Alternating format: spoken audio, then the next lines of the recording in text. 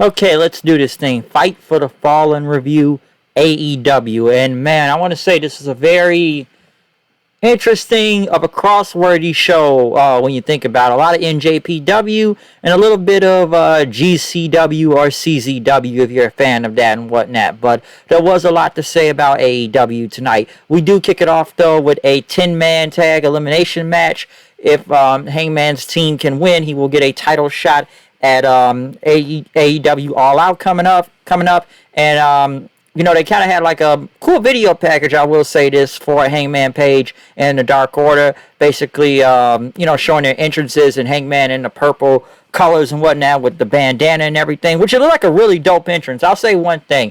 As much as I'm not a fan of the Dark Order, and I still think there's some job guys and whatnot, I get where they fit into this story, but at the same time, Hangman and this entrance did make them look cool right here. I still think he shouldn't have really been hanging these guys this long, but as part of the story, I get where it's going, though. But Hangman over as usual. They went against the Elite, which they had like an NBA type of thing. Basically, it looked like Space Jam because, they had the Elite Squad jerseys on, and they had basketball courts out there, which, like I said, it's just to promote the new Space Jam movie and whatnot. So I thought it was okay. It looked kind of corny.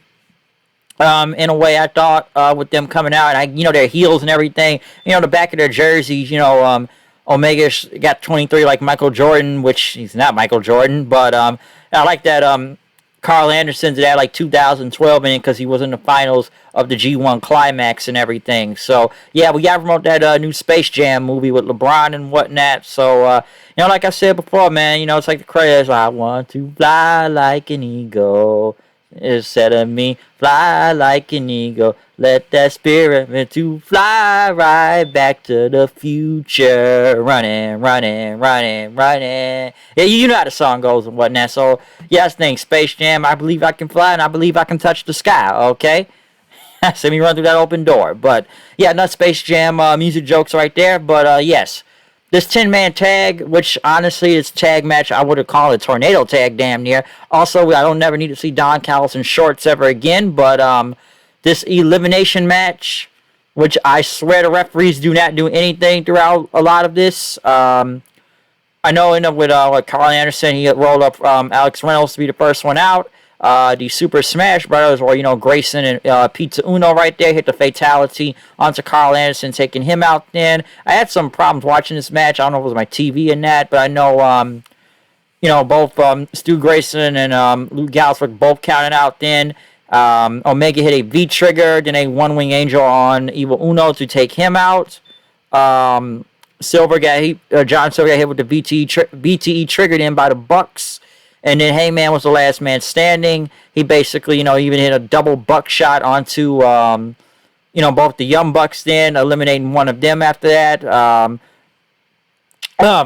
Eliminating one of them after that then. But, Hangman being on his own, taking on both Omega and Nick Jackson. Nick Jackson being out of ring. He set up for the buckshot again, but Omega ducked it. And then...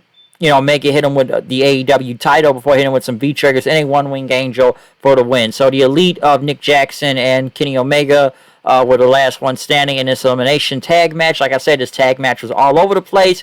Like I said, very tornado style and whatnot. Some would say it's still not enforcing the rules with the tag teams, which Bully Ray has a very big point on. But, this was still just chaos, just insanity in this match at the same time. So, Hangman, I'm sure they're just, milking his story until, he finally gets that title shot at All Out and whatnot.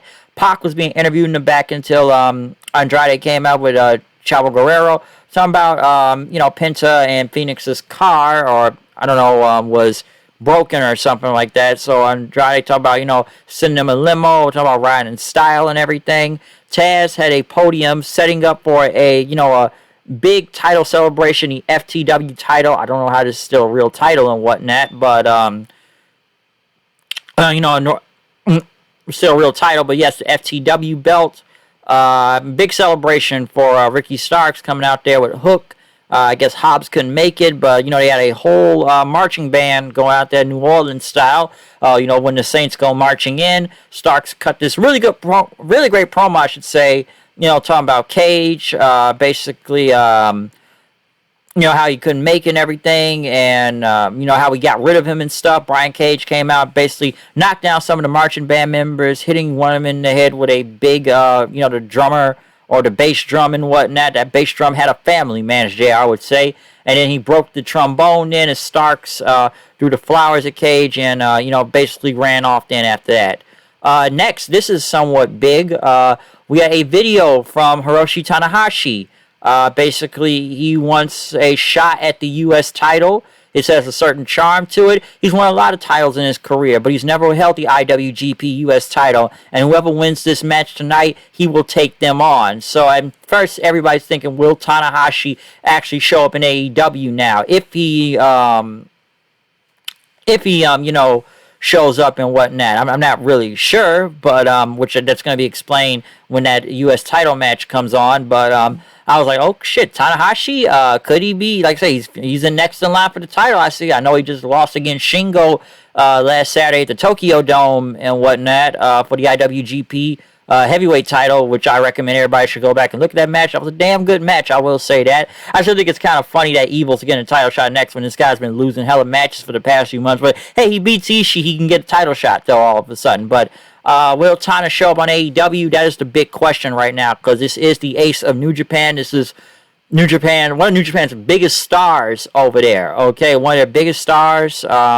Some would say like the John Cena of Japan. Some have compared him and Cena's careers to be almost similar and whatnot to where they are being the faces of their companies and whatnot for multiple account of years. But right after that, like I said, we'll come back to that in a second. But Santana Ortiz went against FTR. I would say LAX, but apparently there's a new LAX and MLW apparently to what I've seen now. But I had some problems with this match. Given I don't know what was going on my TV, but it just went out. And then I feel like there was an audible call. I believe Wheeler got hurt. Some people say the bone was sticking from his arm, but there was like a lot of blood coming from him and whatnot. And Hardwood just like ended up hitting like a spine buster on Ortiz for the win. So I think they had to call an audible because Wheeler got hurt. I don't know what the status of the injury or what he ran to the post, I believe, but there was a lot of blood and it looked like he was holding his arm. So, hope for the best for Wheeler out there, because that looked like a bad injury. I think they just had to end the match early right there right now. So they had to get through that. Next, Britt Baker and Rebel were being interviewed. Unfortunately, Britt Baker got hurt, and then, honestly, that was a very god-awful match for that title last week between Baker and Nyla Rose, but Baker still won. She may have a broken wrist right now, but she's waiting for the next challenger, so I think Baker is going to be... I think she says she's still going to wrestle with the broken wrist and whatnot, but I heard it was at least like an 8-week injury, but after that botch fest of a match last week, because I've already said both of them are not good and whatnot. I'm sure a lot of people are going to say, yes, you basically put Britt Baker in there with a guy. I already know that, okay? Everybody knows that. If you don't, then I don't know what rock you've been hiding under, but I already know that, okay? But Baker hurt right now, so I think I know who the next opponent's going to be when we get later on. Tony Schiavone announced AEW Rampage, the first dance, just like the whole Bulls documentary Michael Jordan of The Last Dance, is coming to Chicago, United Center. Tickets go on sale Monday. Listen, I'll say this. If I can't go to All Out, maybe I'll go to Rampage, okay? And immediately as soon as they announced it, CM Punk chants kept happening, and they went to Darby Allin, and I said, I'll be in Chicago. And, it's a lot of men who say they're the greatest, okay? And there's only one place to prove that, even if you think you're the best in the world. So, obviously, everybody's going to believe CM Punk is going to show up. And listen, I've already talked about the CM Punk and Daniel Bryan rumor since last week. I do believe it is being overhyped a bit, though, especially they're being compared to Hall and Nash. I think that's two different things. And then again, that's when wrestling was at its hottest time in, the late 90s in WCW.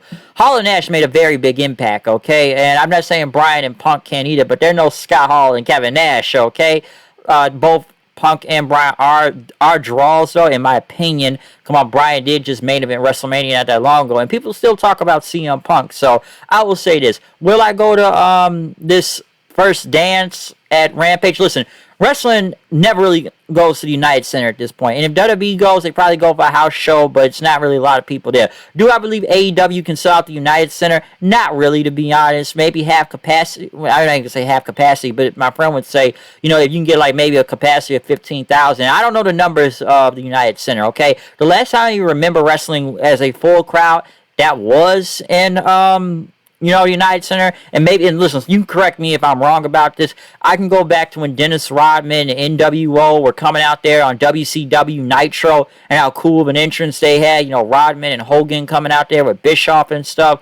And like I said, it was a full house out there in United Center in Chicago at the time for WCW, especially on a Nitro. That's when wrestling was at its hottest, okay? So I do believe it will fit still a lot of people in. I just don't know if it's actually going to fit a full capacity crowd in to Chicago when that actually happens, okay? But I think I'll go to that. At least it's an easier travel for me, and it's in the city of Chicago, okay? The United Center is in the city of Chicago. So it's not out there all the way in Hoffman Estates like where All Out is going to be, all right? But yeah, I think I may go to this show if I can't go to All Out, just to see if the whole CM Punk thing actually happens, all right? But moving on, no.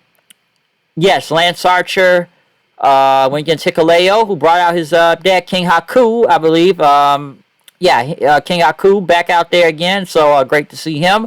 Even did the Tongan Death Grip. I don't know why they did that during the picture-in-picture, but Lance Archer still wearing his Suzuki Gun gear and whatnot, so I guess he still represents Suzuki Gun.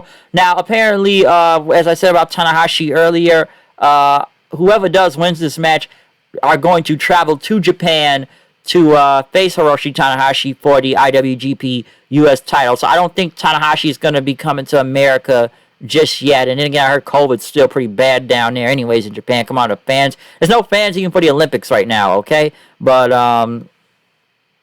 yeah, as I said, though, like I said, whoever wins is going to travel to Japan. Match wasn't bad. Pretty good, I'll say that. Archer, of course, won. He hit the blackout on Hikuleo for the win. So it was, like I said, it wasn't a bad match or anything. But Hikuleo, last time I remember, he was still pretty green, but like he's getting better. But yeah, I guess Lance Archer will be facing Tanahashi for the title soon. I'm sure a lot of people wanted to see Jon Moxley. If you have that belt one more week, we probably would have seen Moxley versus Tanahashi then. But I'm going to get into Moxley a little bit later on. Cody Rhodes was in the back, I guess at his EVP position at the monitors with Jerry Lynn and Tony Khan, or the gorilla position, I guess. Cody was attacked by Malachi Black, Tommy Inn, whatever. They both fought to the stage then and whatnot, as Black ended up hitting a was like a knee to the head onto Rhodes, leaving him on the ground. I guess the Fuego del Sol dude showed up and some other guys. And then Black hit a black mask, leaving him on the ground then after that. So yeah, Black versus Cody is next week. So we'll see what happens with that. I still think I don't know why I'm still selling this black eye injury. Kayfabe, I guess. But like I said before, you don't work in the other company no more. Miro had a promo talking about, what motivates him is a vengeful god and a double jointed wife. I think that's hilarious, but he will be facing Lee Johnson next week for the title. I think it's next week. Christian Cage, Jungle Boy, and Luchasaurus went against Angelico and I guess the new Hardy Boys out there, Private Party, which even my friend says Matt Hardy has done nothing for these guys because they're barely on TV and lose all the time, okay? Matt Hardy, of course, being from North Carolina. I know it's Charlotte, North Carolina, but we all know he's still from North Carolina, Cameron and whatnot. Good pop out there for him, I believe. But this six-man tag, I know Hardy took a shot at Jungle Boy, and then next Christian chased him to the back. I don't know why. At first, I'm like, why is Matt Hardy running from a 3-foot midget for? I don't understand that. I get Christian, but why is he running from a midget, though, at the same time? Basically, Cage and them got the win, the frog splash, but I found it funny that Private Party was dressed as the Hardy Boys out there, even trying to do poetry and motion and whatnot. But yeah, Christian and them got the win. Next thing you know, the Blade comes out, hits Christian with, he had a hood on and everything, but he hit him with the brass knuckles, leaving him on the ground. But why should I believe that the Blade now all of a sudden is going to go against Christian when this guy just got beat by Orange Cassidy last week? So, I don't know why I was still like why is he even like they're going somewhere with him right now? I don't understand that. Like, what makes you believe he's going to beat Christian? He lost to Orange Cassidy last week with the brass knuckles, and he brings the brass knuckles back. So why should I believe that?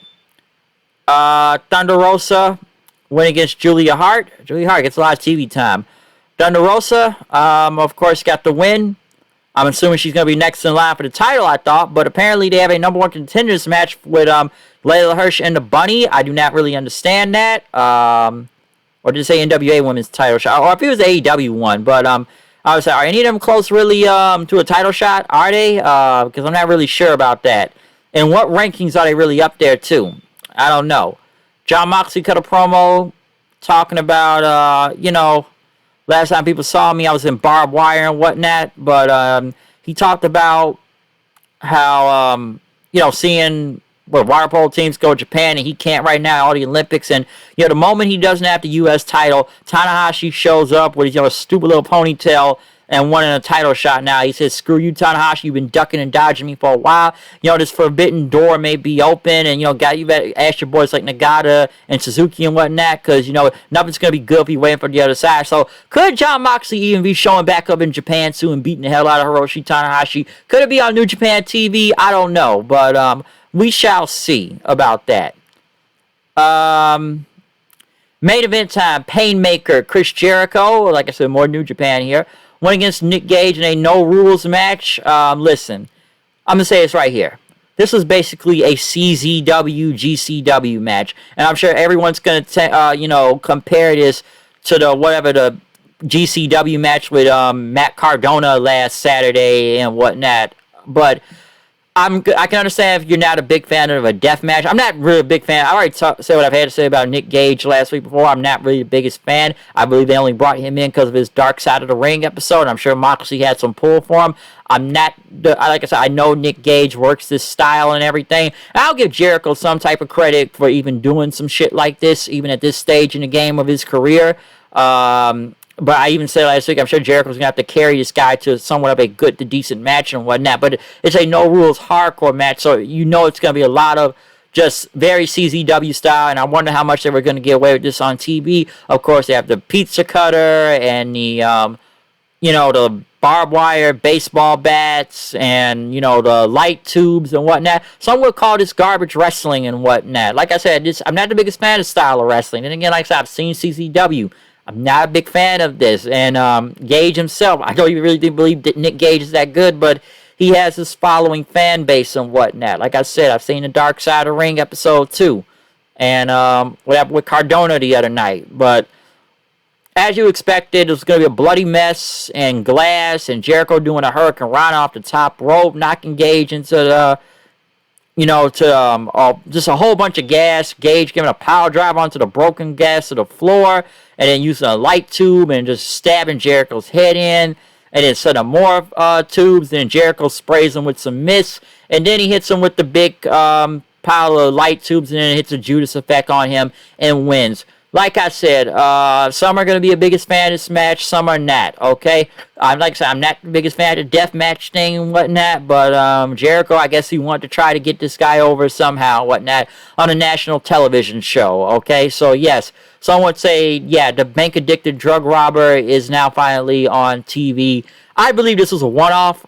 I'm going to believe it was a one-off, so I'm not sure if it was or not, but I believe it was, so I don't know, okay? If you're a fan of Nick Gage and watch GCW, CCW, hey, that's your thing and whatnot. So, Jericho, I give him credit for even allowing this, but at the same time, why would you do this at the same time, too? But MJF got up saying, I got your next opponent, someone you held a grudge, which they took some footage from a couple years ago, and they're bringing in Juventud Guerrera next week. So, someone that has not been on TNT since WCW, and then again, I don't know what Juvi's doing right now, I didn't still wrestling in Mexico or whatnot. The guy, every time I hear about a shooting interview from him, it's like it's always hard to work with him and whatnot, or guy's an asshole and everything. But I've liked Juvi before. I've seen Juvi wrestle, so Juvi's good. Like I said, I don't know what he's wrestling much. I haven't seen him wrestle much a lot nowadays, but he is coming to AEW next week. So we'll see what happens with that. But like I said, a very interesting show of this fight for the fallen and whatnot from A lot of New Japan references and appearances and setups and whatnot to the GCW, CZW thing, to the 10-man tag, to, I would say Santana Ortiz and FTR would have went longer, but unfortunately Wheeler got hurt. And it was actually really being a good match, too, by the way, also. I wish it would have went a little bit longer. Yeah, a very interesting show for Dynamite. So let's see where the ratings go. And yes, the announcement for the first dance, Chicago, Illinois, United Center. CM Punk, of course, reference and whatnot, best in the world, and people chanted. So could he possibly showing up there on August the 20th? I don't know, but we shall see, and maybe I'll go to that show. All right. But other than that, I'm out of here. See you guys later. Comment, subscribe. Follow me on Twitter at HoodedKnight890. Tell me what you think about Dynamite tonight. I'm out. Peace.